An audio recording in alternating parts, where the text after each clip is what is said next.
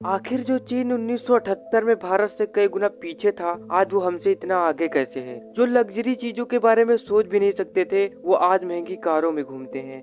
आखिर कैसे हुआ चीन दुनिया का दूसरा शक्तिशाली देश? आखिर क्यों नहीं बढ़ पाया भारत चीन के मुकाबले? क्या है इन सारे सवालों के जवाब? आज हम इन्हीं प्रश्नों पर चर्चा करेंगे।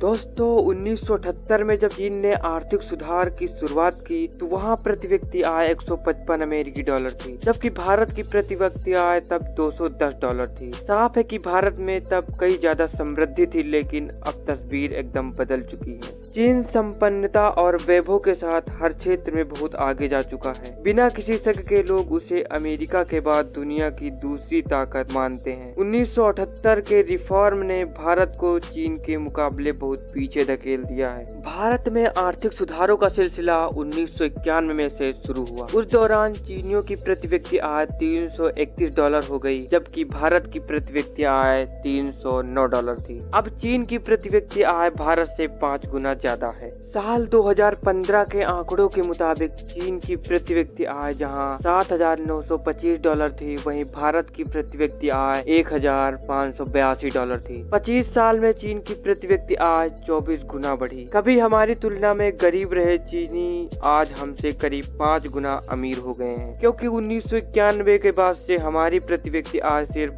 5 गुना बढ़ी, तो वहाँ उनकी प्रति व्यक्ति आय 24 गुना का बढ़ाव देखने को मिला। 1978 से पहले चीन की इकोनॉमी दुनिया के लिए नहीं ओपन हुई थी। माओ के शासनकाल में दुनिया के लिए चीन ने अपने दरवाजे हर क्षेत्र में ही बंद किए हुए थे। माओ के उत्तराधिकारी देंग जियाओपियांग ने चीन की इकोनॉमी को खोला, फिर उसके बाद उसका विकास और शहरीकरण बहुत तेजी से किया।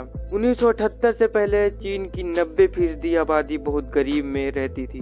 शहरों में महज 20% लोग ही रहते थे। 1978 में चीन सियासी तौर पर चौराहे पर खड़ा था। उसे ये फैसला करना था कि वो सांस्कृतिक क्रांति और चेयरमैन माओ के निधन के बाद किधर जाए। हालांकि माओ की छाप वहाँ इतनी गहरी थी कि कोई भी बदलाव बहुत मुश्किल था। कम्युनिस्ट पार्टी में चीन के नए फैसले को लेकर लंबी बहस भी चली कि चीन अब किधर जाए। आखिरकार 18 दिसंबर 1978 में चीन के प्रमुख नेता देंग जियाओपिंग ने जवाब दिया कि बीजिंग में उस दिन कम्युनिस्ट पार्टी की मीटिंग में उनके विकासशील प्रोग्राम और आर्थिक सुधारों को लागू करने का फैसला लिया गया। इस तरह उस दिन एक नए चीन का जन्म हुआ। ये चीन की दूसरी क्रांति थी। देंग खुद को लो प्रोफाइल में रखते थे, लेकिन उनका पूरा ध्यान चीनी अर्थव्यवस्था को तेजी पर लाने पर था। उस दिन पूरे चीन में जश्न मनाया गया। लोग खुशी मनाते हुए सड़कों पर आ गए। परिवारों ने डिनर टेबल पर शराब की बोतलें खोली और एक दूसरे को बधाई दी। इसके 40 साल बाद चीन में सब कुछ बदल चुका है। दरअसल चीन ने उदारीकरण के लिए पूरा खाका तैयार किया था। चीन के नेताओं ने केंद्रीय नियंत्रण वाले नेतृत्व पर जोर दिया, लेकिन स्थानीय सरकार, निजी कंपनियां और विदेशी निवेशकों के बीच बढ़िया तालमेल बनाया। पहले चीन की सड़कों पर साइकिलें दिखती थी, कारें शायद ही नजर आती थी। अब सड़कें कारों से खचाखच भरी हुई है। देश भर में 3,000 लाख रजिस्टर्ड कारें हैं। अब वहाँ बाइक और साइकिलें सड़कों पर बहुत कम दिखती हैं। वहाँ लगातार ट्रैफिक जाम रहता है। चीन के बाजार सामानों से पटे नजर आते हैं। चीन की जीडीपी कुलांचे भर रही है। चीन के बाजारों में दुनिया के सबसे बेहतरीन लग्जरी गुड्स बेचे जाते हैं। आज की तारीख में चीन दुनिया का वो देश है जिसके पास सबसे ज्यादा विदेशी मुद्रा भंडार 3.12 खरब डॉलर है। जीडीपी के आकार के मामले में दूसरा सबसे बड़ा देश है, जबकि विदेशी निवेश को आकर्षित करने में दुनिया में तीसरे नंबर पर कहा जाने लगा है कि चीन मौजूदा समय में मैन्युफैक्चरिंग सुपर पावर बनने की ओर बढ़ रहा है। शी जिनपिंग चीन की अर्थव्यवस्था को और प्रभावित बनाने के लिए मैन्युफैक्चरिंग के मामले में सुपर पावर बनाना चाहते हैं। इसके लिए शी जिनपिंग डोंग सियाओपिंग की नीतियों को ही आगे बढ़ा रहे हैं, जिनमें अर्थव्यवस्था को खोलना और आर्थिक सुधार जैसे कदम शामिल हैं। इसके लिए उसने विशेष आर्थिक क्षेत्र का निर्माण किया। विशेष आर्थिक क्षेत्र के लिए चीन ने दक्षिण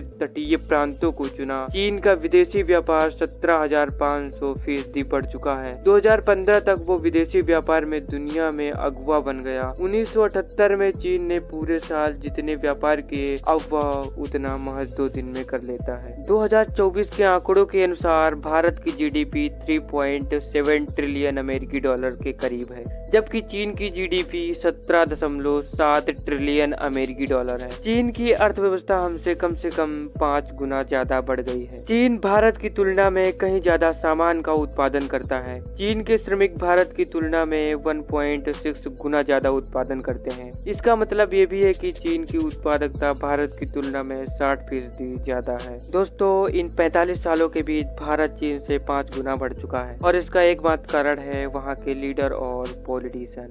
बाकी देशों से भारत का पिछड़ना एकमात्र कारण है वह है इंडिया के प्राइम मिनिस्टर और पॉलिटिशियन मैन, जो केवल अपने और अपने पार्टी के बारे में सोचा करते हैं। भारत में लोग डिग्री लेने के बावजूद भी इधर उधर ठोकर खाते फिरते हैं और इसका मुख्य कारण सरकार है। दोस्तों, इसमें से आपको कौन सी बात अच्छी लगी उसे हमारे साथ शेयर जरूर करें। नमस्कार दोस्तों, मैं अनीत, आप देख रहे हैं आपका अपना यूट्यूब चैनल अनीत के लेक्चरर। तो दोस्तों, मिलते हैं नेक्स्ट वीडियो में इसी तरह टॉपिक के साथ। अगर आप सभी को ये वीडियो पसंद है हो तो इस चैनल को सब्सक्राइब जरूर करिएगा। Bye bye.